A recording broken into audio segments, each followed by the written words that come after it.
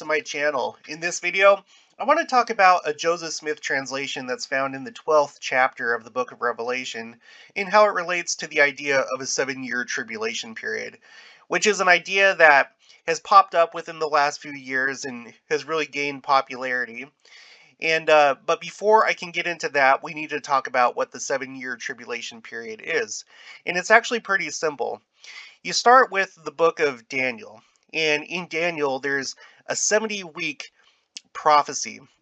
Now, it's not talking about an actual 70 weeks. What we're talking about is each week represents 7 years. Okay, so altogether there are 490 years in this prophecy. The first 69 weeks goes from the time of the building up of Jerusalem after the Babylonian captivity all the way till the time of Christ. That is the first 69 weeks. But then the 70th week is broken off and brought to our own day just before the second coming. Introduces us to the idea of 3.5 as the 7-year or times and a half. It also specifies Daniel and the book of Revelation. It becomes clear that there is two halves to the tribulation period, each half being which are both roughly 3.5 years. 1,260 days, 1,290 days, 1,335 days. In the midst of the week, 42 the Antichrist is going to make his appearance, or in other words, in the middle of the 7.5 years. And he's going to want to put the mark of the beast, or a microchip, in your brain or in your hand in order to control you so that you can't buy or do anything in society unless you have this microchip. At about this time, the 10 lost tribes will return after thousands of years at the North Pole, and they will fight the forces of evil for us. They'll come directly to the New Jerusalem that will have been built on the American continent in Jackson County. The New Jerusalem will have been built because the rest of the world will be wrapped up in World War VI, and those that aren't fighting in the war will be fighting among themselves in a constant state of chaos. But none will dare fight against the New Jerusalem because all the saints from across the entire world will be gathered there, as well as the 10 lost tribes that have brought their rich treasures and technology to defend the city. Meanwhile, the 144,000 will have been selected among the 12 tribes and carrying out missions throughout the world, finding those that want to gather. Another way that we're absolutely going to know that we're at the midpoint is when we see the two witnesses begin their ministry in Jerusalem, during which time they cannot be harmed. So we know with certainty, 100%, that this was not the last General Conference because we haven't seen any of these things take place yet. We know that there's still so much that has to happen. Okay, so I'm just having a little bit of fun, okay? The thing that I want to point out, okay, this is kind of like a collection of all the different things that people are debating, talking about, both on my channel and then on the various like Facebook groups and stuff like that. This notion of a 7-year tribulation period, in my view, has been imported from the non-denominational and evangelical world as they try and understand the scriptures, which I think that they're doing the best that they absolutely can with what they have. Now, you and me, as Latter-day Saints, I would recommend that before we go to evangelicals to interpret scriptures, we first be familiar with what we believe and what our interpretation of certain scriptures are. I understand a lot of people get confused when they're reading the book of Daniel, Isaiah, book of Revelation, because there's a lot of symbolism, there's a lot of interesting concepts, and there's also numbers. Now, I've done a video specifically about the symbolism of 3.5, and it is symbolic. But go watch that video. I'll put it in the description below. But right now, we're going to talk about one thing that I believe basically tears down the whole concept of a 7-year tribulation period. First, the first hint to you should be the fact that you've never heard a general authority, or even in the Journal of Discourses, or anywhere in church literature, anything about a 7-year tribulation period.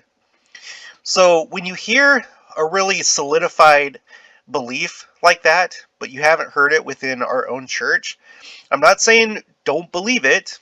but you might want to do the work and see, what is it that we believe? So, one of the things that this idea is based on is Revelation 12. Okay? Evangelicals see this chapter, and what they do is they see that there's the symbolism of the woman and the child, and they correctly identify the woman with the church. Okay?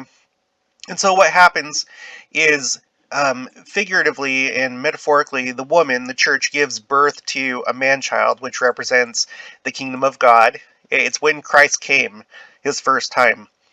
But Satan was there ready to devour it up, the kingdom, and there was an active rebellion against the apostles and the truth, and the church fled, right? The woman took the child and fled. So, as they're reading this here, though, they don't have the concept of the great apostasy. As we're reading the scriptures, you look here under our chapter heading, and this tells you a lot. It says, John sees the imminent apostasy of the church. So we, Latter-day Saints, read this chapter as, oh, this is talking about the apostasy. But Christians, like other Christians, read this and think, oh, this is something that hasn't happened yet. This has to do with the rapture of the church. Because what's going to happen is God's going to take the woman and then rapture the church for safety, to keep the church safe during the tribulation period, or during the judgments that are coming on the earth. So you can see that us, LDS, and them, other Christian denominations, have a fundamentally different understanding of this chapter. A wildly different understanding of this chapter. So, as they read this, okay, so they're reading about the woman and that being a representation of the rapture, they come down here and they say, okay, so a place prepared of God, that they should feed her there 1,203 square days. So that's 1,260 days, right? So they're like, okay, so this makes sense. When we read back in Daniel, it talks about a 7-year period, the 70th week, so that's a 7-year period. And Revelation is talking about a bunch of different 3.5-year periods, because 1,260 days is about half a year, so is 42 weeks. And so what they do is they're like, this must be referring to Daniel's 70th week. And this is the church being raptured to escape the judgments that are coming upon the earth. And we have the number right here. This is how long? For 3.5 years. 1,260 days. Now, again, we already know that this chapter is actually just talking about what happens after the time of Christ until now, that there's a great apostasy. Well, another fundamental thing about this is in the King James Version and other Bibles, it says days, but in the Joseph Smith translation, it says years. It specifically gets changed and corrected from days to years. So if you were to go back in this video and look at all those timelines, they believe that this scripture has to do with the 7-year tribulation period, because this is a 3.5-year period. But we know, as Latter-day Saints, or unfortunately, many people do not know. The problem is, there are people that, again, I think that they get confused by the scriptures, and they're trying to figure things out. Like, first they read the scriptures, and then they try and have it make sense in their head. But then they want more, and they think that the church hasn't given an explanation of these things. It's like, well, I haven't heard any general authorities talk about this, or there's not really anything in the church, but that doesn't mean that maybe other churches haven't figured it out. And so they'll go to other YouTubers. There are so many YouTubers within the non-denominational and evangelical world that just obsess over this, and you can tell by all these timelines. And so the LDS person that's confused goes to them for guidance, and then gets their interpretation of Revelation 12 and their interpretation of a 7-year tribulation period. That's based on this right here, based on verse 6. It's not solely based on verse 6 because in the book of Daniel, it has a couple other numbers like 1,290, 1,335, right? So that's why they're making that connection. But again, there's symbolism behind 3.5. And, well, in this, the Joseph Smith translation, you have to take this out of the equation because it's been changed to years. So it cannot possibly be referring to a 7-year tribulation period. Um, I know that I know that there have been really popular timelines that have popped up, and I think people are trying to do the best that they can.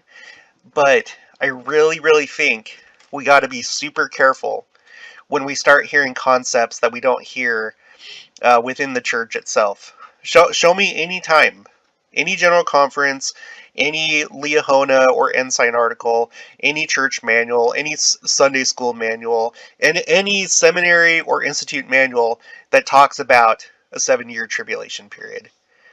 And the reason that they don't is because we have the Joseph Smith translation that throws a wrench in that idea. Now, I'm not saying that evangelicals are bad or dumb. They're doing the best that they can. But we gotta be super careful. If you hear something from them that you like or you think could be true, that's fine. Just make sure that you thoroughly scrub our own doctrine and make sure that it's compatible. And that's something that did not happen when this idea was imported into our church. And now there's many, many, many members that are just like on the same page with the evangelicals, waiting for a rapture to escape the judgments and to do incredible things. And I do believe that there's going to be a rapture / quickening, but not in the same way that they do. But anyway, that's a topic for another time. So hopefully this helps somebody. If you've gotten wrapped up in these different timelines that have popped up over the last couple of years, well, at least that part of the timeline doesn't appear to be correct.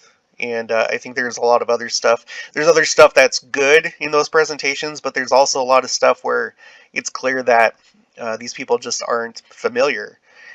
They haven't done a thorough enough work with our own doctrine to see where there's incompatibilities. So that's it. If you haven't already, please make sure to subscribe, like this video if you liked it. Leave your thoughts and information down in the comments below. Feel free to email me as well. And I'll talk to you. Oh, and also, sorry, make sure to share this.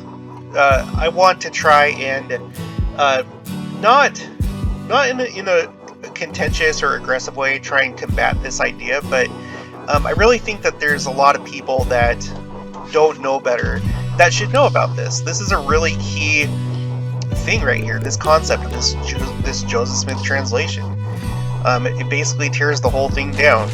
So anyway, share this with anyone that could use this, and I'll talk to you guys later.